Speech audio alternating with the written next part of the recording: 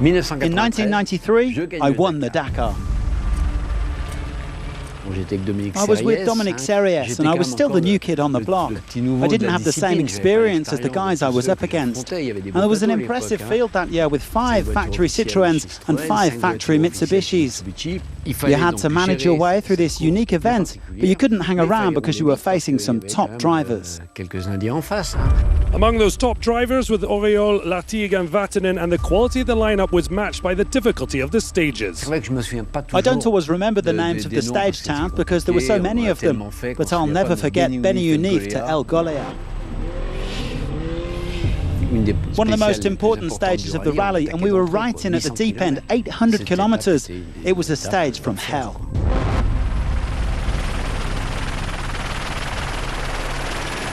That year we only had 2 spare wheels in the car, so it was pretty ambitious to do 800k with 2 spares. Pretty quickly, after maybe 100 or 200k, we'd already had 2 punctures. We were thinking we've still got to do 600k with no spare wheels. So we changed our strategy. We slowed down, we avoided the stones. It was hard to avoid them all, but at least the big ones. And we just prayed that we wouldn't puncture again and tried to get to El Golea.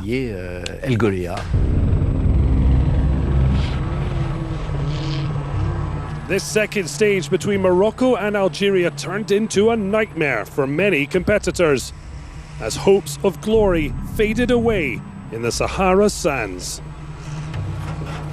Incredibly, 1/3 of all vehicles in the rally got stuck and were forced to retire. We were up for the adventure, even if we knew how hard it was going to be. We tried to keep a steady pace and take extra care, not get stuck in the sand, not puncture, not damage the car. And we found the right balance because when we got to El Golea, they told us, "You're the first ones here."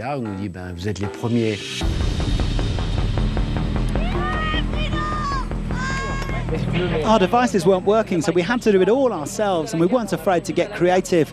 We ended up in these dunes with 150k to go, and we didn't know how to get through them. There were no tracks, there was nothing. We waited for a long time until finally Pierre Lartigue arrived, and he was a proper rally raid specialist. He knew what he was doing. So pretty early in that Dakar, I opened up a big lead. And from then, I was just able to manage the rally, which was super tough. We've only got 15 cars at the finish. The first crew crossed the line last night at 7:55 p.m. We've also got 3 bikes and 6 trucks. Everyone else is still out there in the dunes. It's one of the highlights of my career, of my life. You come to realise the Dakar is something else, and having it on my CV, I would say it was the crowning glory of everything that I'd achieved up to that point.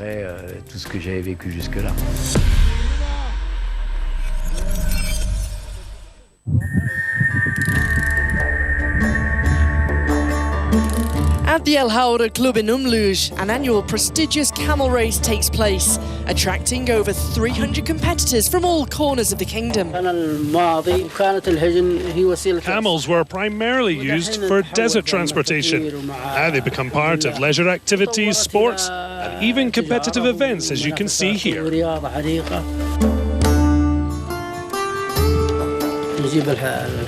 We adopt them at a very young age, around the age of the Mafarits, to train them. We teach them to trot, to run alone, and then in groups. After a month of training, the camel is ready for the race.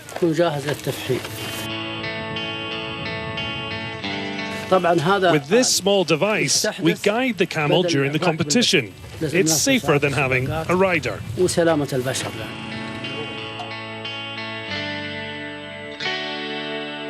We use different sounds to train them. For example, at the start, I make this noise, and a few meters from the finish, I make it louder.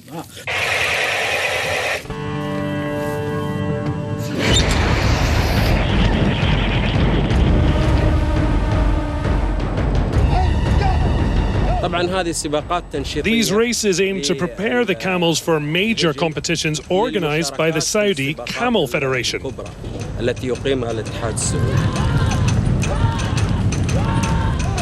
Each club organises its own events based on camel ages and the distance covered. Today showcases a 4-part race in the Hadayeg category spanning 4 kilometres, followed by a 5k race for the Ela Guayar category. This sport is a cherished heritage passed down by our ancestors, deeply rooted in our culture. We are grateful that the government is committed to preserving this legacy.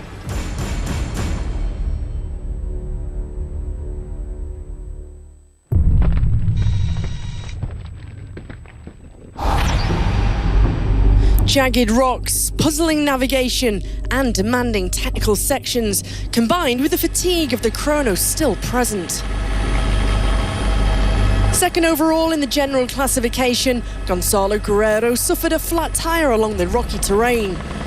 The Red Bull Off-Road Junior driver did manage to limit his losses, however, with a rapid change.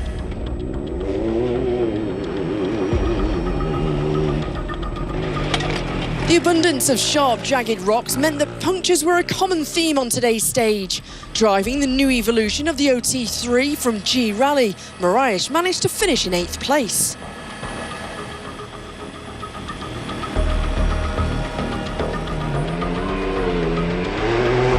David Ziller drifting and skipping over the sandy sections, soaring through the ranks from 12th, ending the day in a superb 6th, only 5 minutes and 36 seconds off the pace.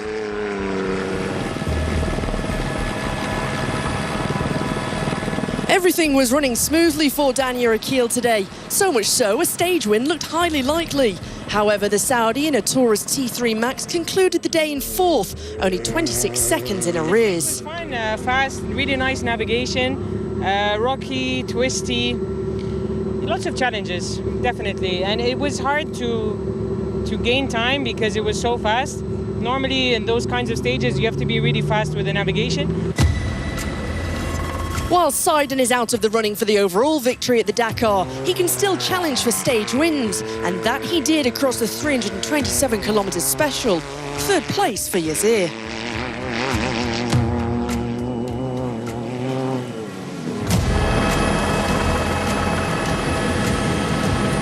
Clouds of dust hampering driving conditions, adding another layer of difficulty to a very fast day. It was a very hard day today. A lot of zones and tricky navigation. In the beginning, we starting after the SFV, the T4, and he gave us a lot of dust. We have much more speed than the SFV. Having made history yesterday, becoming the first Dutch competitor to win a stage in the Challenger class, Paul Spearings was set to do the double.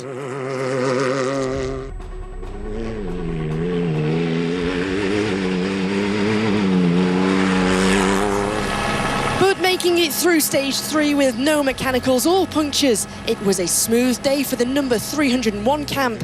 Having managed to snatch the lead from Spearings in the final 20 kilometres, Cavigliasso delivers a splendid second stage victory of this year's Dakar.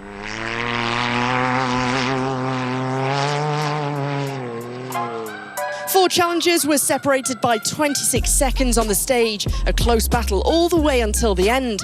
Ultimately, it was Cavigliasso who took stage honours ahead of Spearings and Seiden. The Taurus T3 Max occupies the top 6 positions in the overall classification. Cavigliasso leads ahead of Guerrero and Leverton. A fast stage saw Puk Klaassen lose time. However, the rookie is getting to grips with competing in the world's toughest rally. We caught up with the South African who's discovering the real Dakar.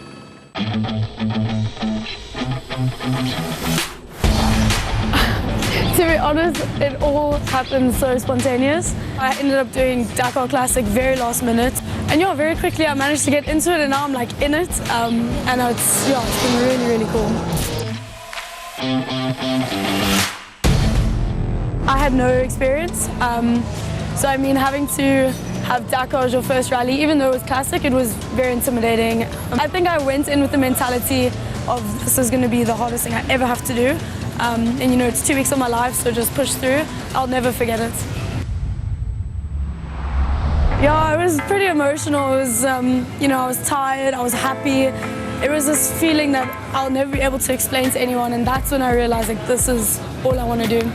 And to share that with my dad was so special. So now that he's not in the car with me, he's for sure way more nervous. So I think he's having to adapt to that. I think for him it's a bit stressful for me doing this Dakar without him, but I mean, he loves it. I did Abu Dhabi in Feb with, never driven an off-road car in my life. I knew from that second I want to do the big Dakar, the proper one. It's amazing. It's long days, a lot of kilometers. It's very different to anything I've ever done. I love the endurance side of it, and it's a very mental thing. It's incredible to have Charon next to me. He won Malimoto and he's done a few Dakars, and he is such an incredible navigator. He's so sharp, so I think to be able to do it with him will give me a lot of confidence. We're going right to 235. I'm calm, but I'm quite intense in the car, so I get this like aggression that I've never had in any sport. For some reason I don't get scared, which is interesting. And I mean, when in my first few races, I was a bit too fearless, and I learned the hard way. It's completely changed my life, and now that I've done one Dakar, which wasn't even the proper one, it's all I think about, it's all I want to do. It's become a bit of an obsession. So I see myself doing this for many, many years, and I don't know what I would do without it.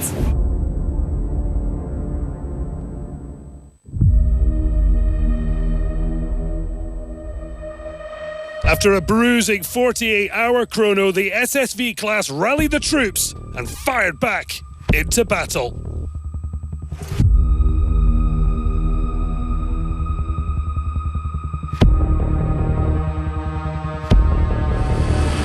One of a growing number of American drivers taking on the Saudi sands. Living a stone's throw from co-driver Andrew Short, Texan Hunter Miller says the pair speak the same language. After a nasty bump on stage 1, the pair started to get to grips with the task at hand, just outside the top 10. Michele Sinotto continues to compete on the Dakar. The Italian, well-known enthusiast, not only for racing, but also the technical side. Another chance to test the off-road performance of his Polaris.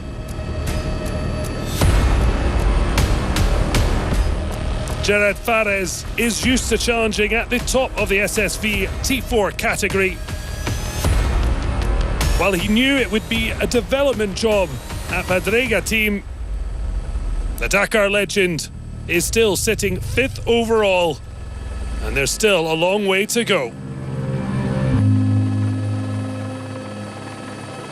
Flirting with the podium finish all day, in the end, Fernando Alvarez Castellano had to settle for 5th. After skipping last year and abandoning on his last 2 Dakar adventures, this was a very promising start for the veteran Spaniard.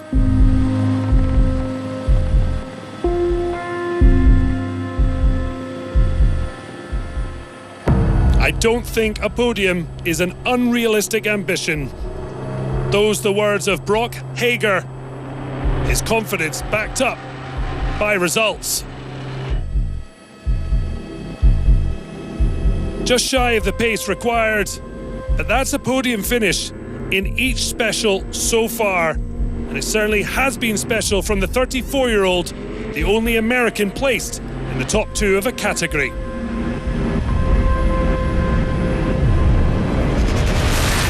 It was only after the last checkpoint that Xavier de Sutre recovered 2nd place, where he started the special towards El Henakia. Seb Loeb Racing Team, consistency personified. 2 Polarises on the podium each race since the prologue in Bisha. But ending the Polaris winning machine of SLR, a 3-time Dakar winner on a mission. Chaleco Lopez with nearly 4 minutes on reigning champion de Sutre, and Can-Am Factory Team with something to build on. The Chilean now 4th overall, yet a long way from the overall podium. It was a good stage. Unfortunately, yesterday the chrono was a disaster and we lost so much time. We're here day by day. Dakar is long. We must do our best every day. Can-Am Factory Team ending the winning run of Polaris to give Chaleco a lucky 13th SSV special win. But Seb Loeb Racing hard to catch even at this early stage. What can the marathon stage throw up?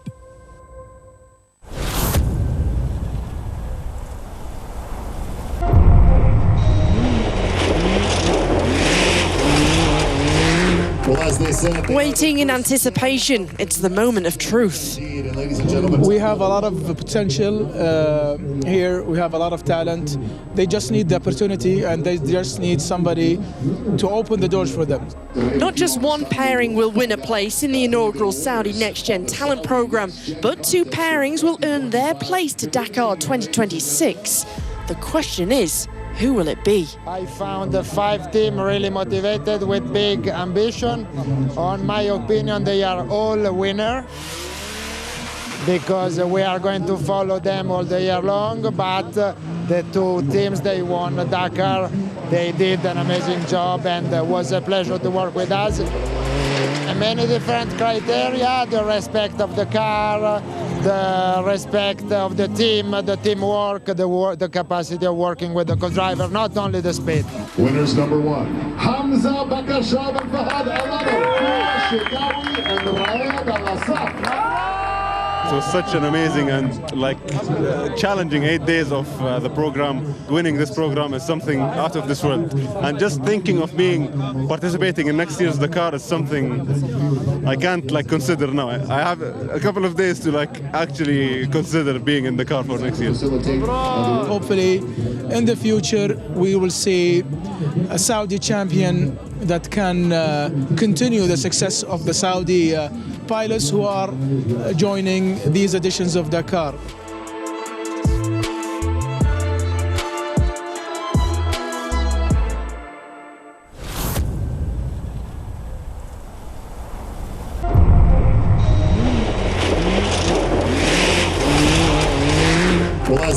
Waiting in anticipation, it's the moment of truth. We have a lot of potential here, we have a lot of talent. They just need the opportunity and they just need somebody to open the doors for them. Not just one pairing will win a place in the inaugural Saudi Next Gen Talent Programme, but two pairings will earn their place to Dakar 2026. The question is, who will it be? I found the 5 team really motivated with big ambition. On my opinion, they are all a winner because we are going to follow them all the year long, but the 2 teams, they won Dakar. They did an amazing job and it was a pleasure to work with us. Many different criteria, the respect of the car, the respect of the team, the teamwork, the capacity of working with the co-driver, not only the speed. Winners number 1, Hamza Bakashab and Fahad Al-Adar, Shikawi and Rayad Al-Asaf. It was such an amazing and challenging 8 days of the program. Winning this program is something out of this world. And just thinking of participating in next year's Dakar is something I can't consider now. I have a couple of days to actually consider being in Dakar for next year. Hopefully, in the future, we will see a Saudi champion that can continue the success of the Saudi pilots who are joining these editions of Dakar.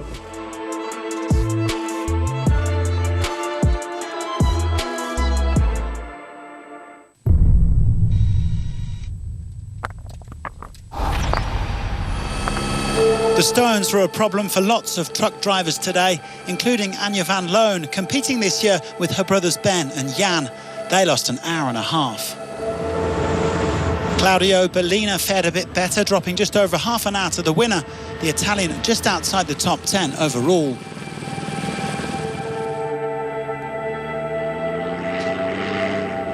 Well, the chrono really did a number on Martin Scholtis, who got stuck on a dune on the first day and then suffered with electronics and power issues on the second day. The Czech and his exhausted crew lost over 3 hours, but it was much better today. They enjoyed the stage and came home in 5th place. Martin Matchik had 1 puncture in the stones, losing around 5 minutes, and that was his deficit at the finish line. The defending champion going at a safe pace. His overall lead is down to under 4 minutes, but no sweat.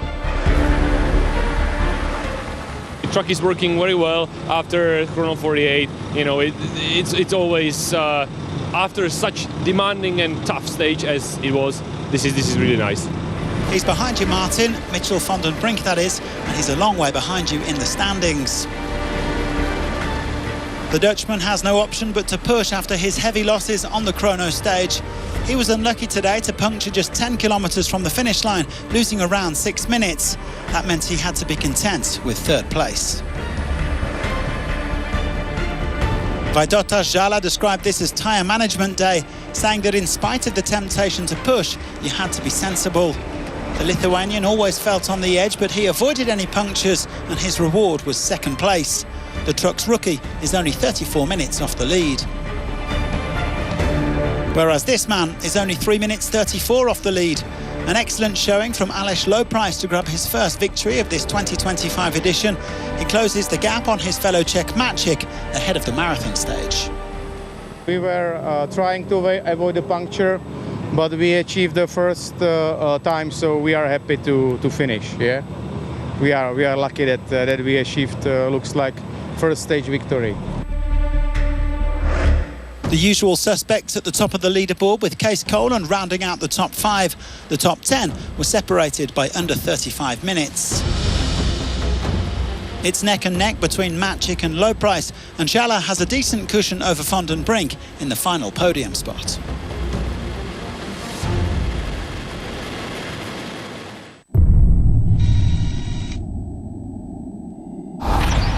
An early start for the competitors of Dakar Classic, taking on their first marathon stage of the rally. We wake up so early in the morning. That's very well. The weather today is fantastic. I feel great. It's a bit early. We woke up at the early hours, but that means we'll finish earlier.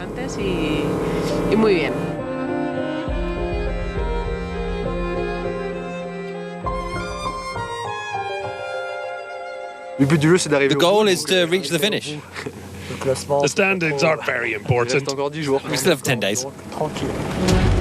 And so to the action, and a day where all would have to take good care of their vehicles with very little assistance authorised in the evening.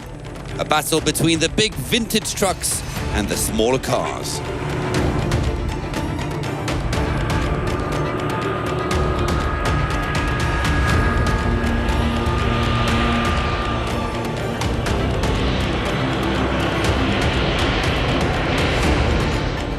In this regularity rally, where being consistent is essential, Juan Morera, winner of the rally 2 years ago, is still well in contention.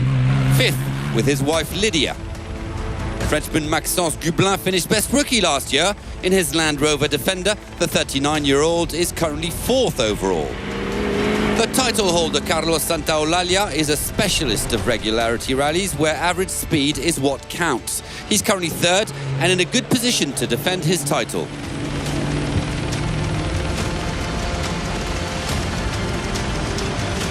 But the Spaniard is under the pressure of 2 Italian crews, starting with Filippo Colnaghi in his Nissan Patrol.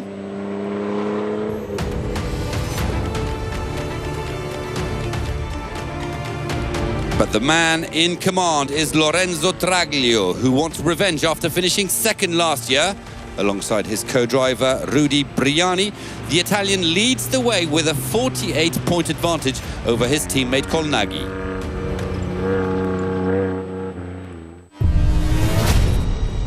Dakar Future Mission 1000 is a challenge more than a proper rally, but at the end of the Dakar, a winner is crowned based on a point system. The Dakar Future Mission 1000 is a challenge for technology. There is no time according to the race and timed for the competitors. It's really a challenge in order to evaluate the technology and their project. The main objective is to finish the 100 kilometers on a daily basis. And if you don't finish 100% of the stage, you will only get the percentage that you've done of this stage in terms of points. In addition, we also monitor performance, autonomy, and awareness. Performance by launch control, which is a sprint on 200 meters, where we will assess the speed and performance of each of the projects. Autonomy, which is comparison to the reference time, how long projects will have taken to complete the stage. then awareness via the fan boost, where we will ask social media and fans of Dakar to vote for their favorite project.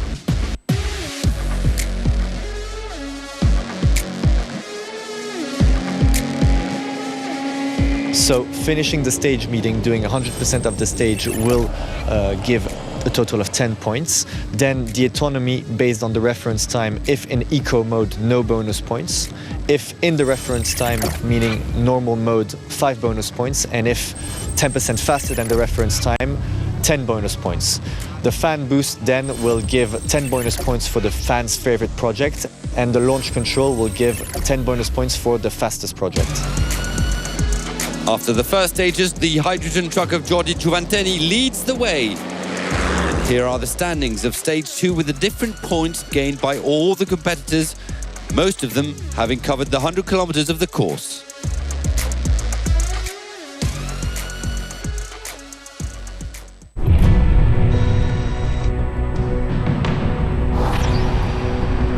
Tomorrow morning, 415 kilometers north to Alula.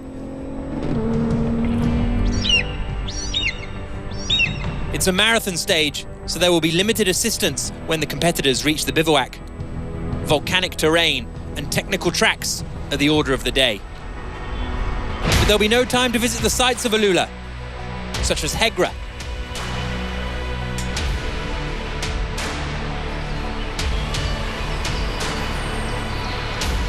No time to take a tour around the old town. Take in a concert at the Mariah Concert Hall, or visit Elephant Rock. Because tomorrow, it's stage 4 of the 2025 Dakar Rally.